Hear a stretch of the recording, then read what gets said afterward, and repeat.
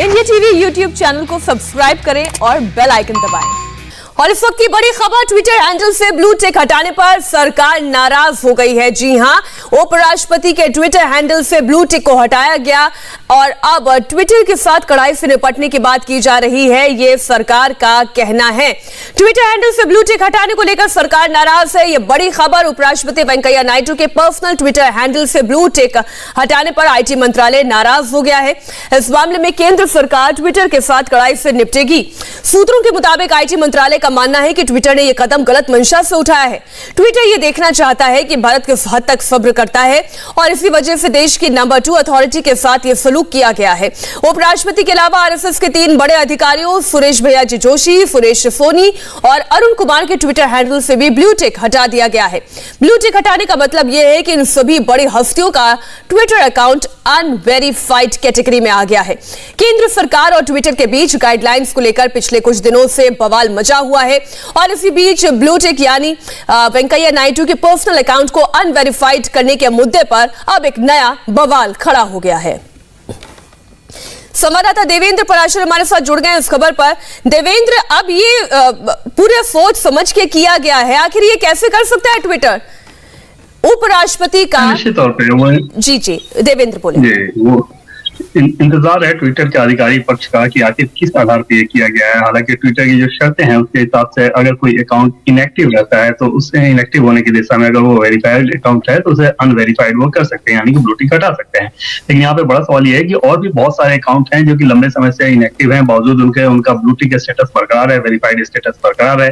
दूसरी तरफ आरएसएस के जो 3 लोग हैं, जैसे अरुण कुमार जो कि ज्वाइंट जनरल सेक्रेटरी हैं, इसके अलावा सुरेश सोनी, भैयाजी जोशी, आरएसएस का ये कहना है कि इन तीनों का भी ब्लू टिक अकाउंट न सिर्फ हटाया गया है बल्कि इस बाबत जब पूछा गया ट्विटर की तरफ से, आरएसएस की तरफ से ट्विटर से पूछा गया तो कोई रिस्पांस नहीं आया है। जो कि भारत की सरकार बार बार इस बात को कहती है कि ट्विटर अपने किसी भी फैसले में ट्रांसपेरेंसी दिखाए।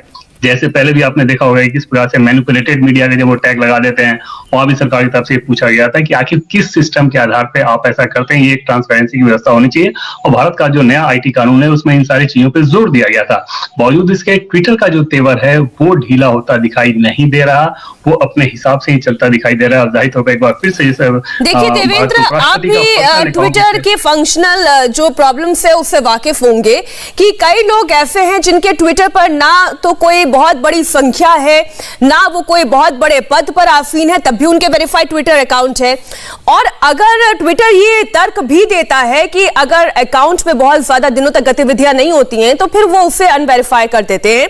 तो अरुण जेटली जी का अकाउंट है वो वेरीफाइड है, मैं देख रही हूँ सुषमा स्वराज जी का अकाउंट है वो वेरीफाइड है। ये दोनों ही भाजपा के दिवंगत नेता हैं और माननीय सम्माननीय पद पर थे, इनके दोनों के ट्विटर अकाउंट वेरीफाइड है। उपराष्ट्रपति का पर्सनल अकाउंट क्यों कर दिया गया ऐसे?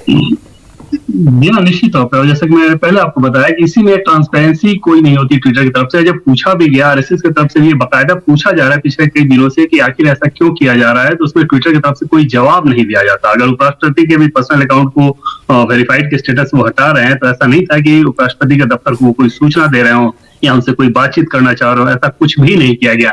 ये जो ट्विटर का मनमानीपूर्ण रवैया होता है, सरकार को सबसे ज्यादा ऐतराज ट्विटर से इसी बात को लेकर है और पिछले दिन आईटी मिनिस्ट्री बार बार इस बात को कहते रही है कि अपने मनमाने तरीके से आप चीजों को हैंडल नहीं कर सकते। जिसको मर्जी उसको वेरीफाइड करेंगे, जिसको मर्जी अनवेरीफाइड कर देंगे, जिसको मर्जी मैनिपुलेटेड मीडिया कह देंगे, जिसको मर्जी मैनिपुलेटेड नहीं कहेंगे, जिसको मर्जी हेट स्पीच कह देंगे, जिसको मर्जी नहीं कहेंगे। ये सारी चीजें नहीं चल सकती भारत की सरकार के साथ। भारत की सरकार बार बार ट्विटर को अपने कड़े तेवर से ये बता रही है, लेकिन ऐसा लगता नहीं कि ट्विटर पे इस बात का बहुत ज्यादा असर पड़ रहा हो। और ट्विटर का अपना कोई फर्क नहीं पड़ रहा है, वरना अब तक क्लैरिफिकेशन और ज्यादा स्ट्रांगली सामने आ चुका होता। अब आप देखिए आरएसएस नेताओं का जिनका ट्विटर अकाउंट अनवेरीफाई कर दिया गया है, वो तस्वीरें भी हम आपके सामने रख रहे हैं जिनका जिक्र हमारे सहयोगी देवेंद्र भी कर रहे थे। देखिए अरुण कुमार, उनका ट्विटर अकाउंट, सुरेश जोशी हैं, उनका ट्विटर अकाउंट अनवेरीफाई कर दिया गया है। इसके अलावा सुरेश सोनी है, इनका भी ट्विटर अकाउंट अनवेरीफाई कर दिया गया है।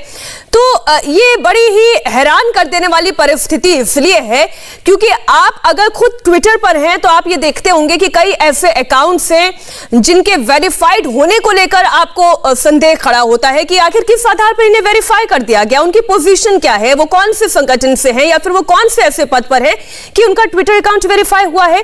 और अब वो लोग जो किसी संगठन से जुड़े हुए हैं, बड़े नाम हैं, जिनका ट्विटर अकाउंट पहले वेरीफाइड था, वो अनवेरीफाई कर दिया गया है। ये बड़ी हैरानी की स्थिति है। अब ये तो बड़ी अजीब स्थिति है ना देवेंद्र, जो अकाउंट पहले वेरीफाई किए गए थे वो किन्हीं कारणों से वेरीफाई किए गए होंगे और अगर अब अनवेरीफाई कर दिए गए हैं तो ये भी बड़ी अजीब स्थिति है। हास्यास्पद लगता है, बल्कि हैरानी नहीं होती, हास्यास्पद लगता है। ये ट्विटर के कौन से रूल्स हैं? जी हाँ, निश्चित तौर पर। और बार बार इस बात को यही कहा जाता रहा है कि ट्विटर कैसे मनमाने तरीके से ये काम कर सकता है। आरोप ये लगाया जाता है कि ट्विटर एक एजेंडा ड्रिवन होकर उसकी जो पॉलिसी है वो एजेंडा ड्रिवन है और खास एजेंडा को आगे बढ़ाने के लिए, खास एजेंडा से जुड़े हुए लोगों को आगे बढ़ाने के लिए ट्विटर इस प्रकार की मनमानी करता है। हालांकि ट्विटर के तेवर को आप देखें तो अमेरिका में जब डोनाल्ड ट्रंप राष्ट्रपति थे तब भी ट्विटर ने उनके साथ बहुत सख्ती से ट्विटर ने अपने तेवर दिखाए थे अमेरिकी राष्ट्रपति के सामने। तो ट्विटर का जो मनमानापूर्ण रवैया है, और आपने देखा कि फ्रांस में भी इस बात को लेकर कितना रिएक्शन हुआ था, तो ये निश्चित तौर पे ट्विटर पे बार बार सवाल खड़े होते हैं। समस्या ये है कि ट्विटर उन सवालों का ट्रांसपेरेंसी के साथ जवाब देने के बजाय, तार्किक ढंग से जवाब देने के बजाय टाल मटोल वाला रवैया अख्तियार करता है और यही चीज वो भारत में भी करने की कोशिश कर रहा है। भारत की सरकार बार बार इस बात को कहती है कि कोई भी प्राइवेट कंपनी भारत की सरकार को या यहाँ की व्यवस्था को, यहाँ के डेमोक्रेटिक नॉर्म्स को अपने हिसाब से डिक्टेट नहीं कर सकती। ये ट्विटर को बार बार समझाने की कोशिश की जा रही है। देखना होगा कि ट्विटर इस बात को कब समझ पाता है। और अभी जैसा कि जो ताजा मामला है वो साफ इस बात को बता रहा है कि ट्विटर इस बात को समझने को तैयार नहीं, और अब फिर निश्चित तौर पर आगे आने वाले दिनों में लेकिन देवेंद्र, अब आईटी मिनिस्ट्री क्या करेगी, वो किस तरीके से एक्शन लेगी? क्योंकि रविशंकर प्रसाद ने इंडिया टीवी के मंच पर भी ये साफ तौर पर कहा था कि भारत देश में अगर काम करना है तो यहाँ के रूल्स रेगुलेशंस, यहाँ के कॉन्स्टिट्यूशन का भी उनको सम्मान करना होगा, लेकिन लगता नहीं है कि कोई असर पड़ रहा है।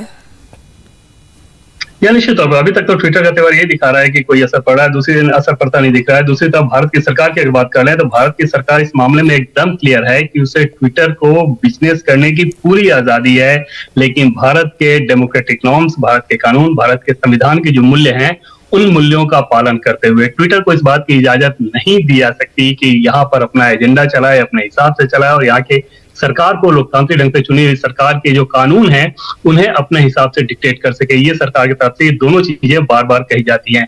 देखना होगा कि ट्विटर इस बात को कब समझ पाता है, क्योंकि जाहिर तौर पर भारत में उसका बहुत बड़ा बिजनेस है और ऐसे कंडीशन में क्या ट्विटर ये खतरा उठाएगा इससे एक लोकतांत्रिक चुनी हुई सरकार के द्वारा जो कानून बनाया गया है, जो जिन मूल्यों की बात कही जा रही है, जिस ट्रांसपेरेंसी की बात कही जा रही है, उसकी धज्जियां उड़ाते हुए वो अपना यहाँ बिजनेस कायम रख पाए। जी बिल्कुल देवेंद्र, आप बने रहिए हमारे साथ। एक बार फिर से आपको बता दें, ट्विटर ने उपराष्ट्रपति वेंकैया नायडू के पर्सनल ट्विटर अकाउंट को अनवेरीफाई कर दिया है। अगर आप ट्विटर पर मौजूद हैं तो आप ये जानते होंगे कि नाम के आगे एक ब्लू टिक का साइन होता है। उस ब्लू टिक का मतलब ही ये होता है कि ये अकाउंट वेरीफाइड है, यानी जिसका चेहरा इस अकाउंट पर है, जिसका नाम इस अकाउंट पर है, ये उन्हीं का अकाउंट है और ये वेरीफाइड ट्विटर हैंडल है। ये कोई फ्रॉड ट्विटर हैंडल नहीं है। लेकिन इसके बावजूद अगर उपराष्ट्रपति वेंकैया नायडू के पर्सनल ट्विटर अकाउंट को अनवेरीफाई कर दिया जाता है तो मानक क्या है, पैमाने क्या है, किन पैरामीटर्स के आधार पर ट्विटर ये कार्रवाई करता है, ये समझ से परे है। अरुण कुमार हो गए, इसके अलावा सुरेश भैया जी जोशी हो गए, उनके ट्विटर अकाउंट को जो पहले से वेरीफाइड थे उन्हें अनवेरीफाई कर दिया गया है। जी देवेंद्र, जितना इस पे हम चर्चा करें मेरे ख्याल से मोर और लेस हम सारी बातें इसमें उठा चुके हैं। ट्विटर इंडिया से कोई आता नहीं है, कोई जवाब देता नहीं है, कोई कमेटी उन्होंने बनाई नहीं है और उसके बाद सीधे सीधे चुनी हुई सरकार को चैलेंज कर रहे हैं, उपराष्ट्रपति के अकाउंट को अनवेरीफाई करके चैलेंज कर रहे हैं। वेरीफाई और अनवेरीफाइड दोनों की अगर कैटेगरी की बात करें तो वेरीफाई करने के मामले में ये कई सारी इनके कैटेगरीज हैं जिसके आधार पर ये वेरिफिकेशन करते हैं। उसके बाद अनवेरीफाइड करने की बात करें तो उसमें इनका एक क्राइटेरिया होता है कि अगर यूजर नेम चेंज हुआ हो तो ये फिर उसे अनवेरीफाइड कर देते हैं वेरीफाइड अकाउंट को। इन मामलों में यूजर नेम चेंज नहीं हुआ है। और दूसरी चीज की अगर कोई हेट स्पीच बहुत ज्यादा फैलाने की कोशिश कर रहा हो तो उसे अनवेरिफाइड करते हैं, वो भी इन अकाउंट्स में होता हुआ नहीं दिख रहा है। और तीसरी चीज कि अगर इनएक्टिव रहा हो अकाउंट तो उस कंडीशन में ये लोग अनवेरिफाइड करते हैं। अब यहाँ पे सवाल इस बात का रहता है कि इनएक्टिव का क्राइटेरिया ट्विटर का अपना क्या है, और अगर वो क्राइटेरिया है तो फिर वो एक समान क्यों नहीं है, सबके ऊपर क्यों नहीं लागू है। इसी तरह के ट्रांसपेरेंसी की बात की जाती है। अगर भारत के उपराष्ट्रपति वेंकैया नायडू ने अगर अपने पर्सनल ट्विटर अकाउंट से पिछले 6 महीने में अगर वो उस पर एक्टिव नहीं थे तो क्या आप उसे अनवेरिफाइड कर देंगे, और अगर ऐसा कर देंगे तो क्या ये सारे अकाउंट पे लागू नहीं होना चाहिए, क्या ये सारे अकाउंट पे लागू है? ऐसा नहीं है। तो इन सारे सवालों को लेकर ही बार बार भारत की सरकार ट्विटर के अधिकारियों को ट्विटर को चिट्ठी लिखकर या बातचीत में ये समझाने की कोशिश कर रही है कि एक ट्रांसपेरेंट व्यवस्था लेकर आइए, उस ट्रांसपेरेंट व्यवस्था के तहत ही आपको यहाँ पर बिजनेस करने की पूरी आजादी है, लेकिन वो व्यवस्था ट्रांसपेरेंट होनी चाहिए। ट्विटर अभी तक उसे फॉलो करता दिखाई नहीं दे रहा, इन मामलों से भी ये साफ है। अच्छा, क्योंकि देवेंद्र आप भी ये जान रहे होंगे कि ट्विटर जो है वो पिछले 3 साल से ये लगातार कह रहा है कि हमने कई ट्विटर अकाउंट्स को वेरीफाई करने का प्रोसेस बंद कर दिया है या ना के बराबर कर दिया है, क्योंकि बहुत सारे ऐसे फेक अकाउंट्स बन रहे थे। और वो ये भी कहता है कि हम फेक अकाउंट्स की छटनी अक्सर करते रहते हैं, इसलिए कई बार ये देखा जाता है कि अचानक से लोगों के फॉलोअर्स कम हो जाते हैं या कुछ और इस तरीके की घटनाएं सामने आती है। लेकिन ये जो है ये तो बिल्कुल ऐसा लगता है कि सोच समझ के की गई कार्रवाई है, ये कोई ह्यूमन मिस्टेक तो हो नहीं सकती है। और दोनों ही चीजें मीनाक्षी देखें आप, दोनों ही केस में कि जैसे भारत के उपराष्ट्रपति के पर्सनल ट्विटर अकाउंट को आप अनवेरिफाइड कर रहे हैं, तो क्या ट्विटर को इस बाबत उपराष्ट्रपति दफ्तर के साथ कोई संपर्क नहीं करना चाहिए था? दूसरी चीज कि आरएसएस जो कि भारत में एक बड़ा सामाजिक संगठन है, वो सामाजिक संगठन उसके लोगों के जो 3 प्रमुख लोगों के आप ट्विटर अकाउंट को अनवेरिफाइड कर रहे हैं, और अनवेरिफाइड करने के बाद आरएसएस के लोगों द्वारा आधिकारिक तौर पे आपसे पूछा जा रहा है, तो क्या उसका जवाब नहीं दिया जाना चाहिए था? आरएसएस का ऐसा कहना है कि जब इन तीनों का अकाउंट अनवेरिफाइड किया गया, उसके बाद ट्विटर से बार बार उनसे जवाब लेने की कोशिश की जा रही है, समझने की कोशिश की जा रही है, लेकिन ट्विटर रिस्पॉन्ड नहीं कर रहा है। ये चीजें ज्यादा परेशान करती हैं भारतीय सिस्टम को कि अगर आपने कोई फैसला लिया, वो फैसला ऐसा क्यों नहीं है कि ट्रांसपेरेंट तरीके से उस चीज को आप समझा सकें, सामने वाले को बता सकें, उसमें एकरूपता क्यों नहीं दिखी है? जी बिल्कुल देवेंद्र, आप बने रहिए हमारे साथ, हम इसी खबर पर लगातार और चर्चा करेंगे। कुछ और मेहमान भी हमारे साथ जुड़ेंगे, एक छोटे से ब्रेक के बाद फौरन लौट रहे हैं। नमस्ते, मैं हूं मीनाक्षी जोशी। वीडियो और खबरों से अपडेट रहने के लिए India TV YouTube channel subscribe करें, बेल आइकन दबाना ना भूलें। जुड़े रहें इंडिया टीवी के साथ।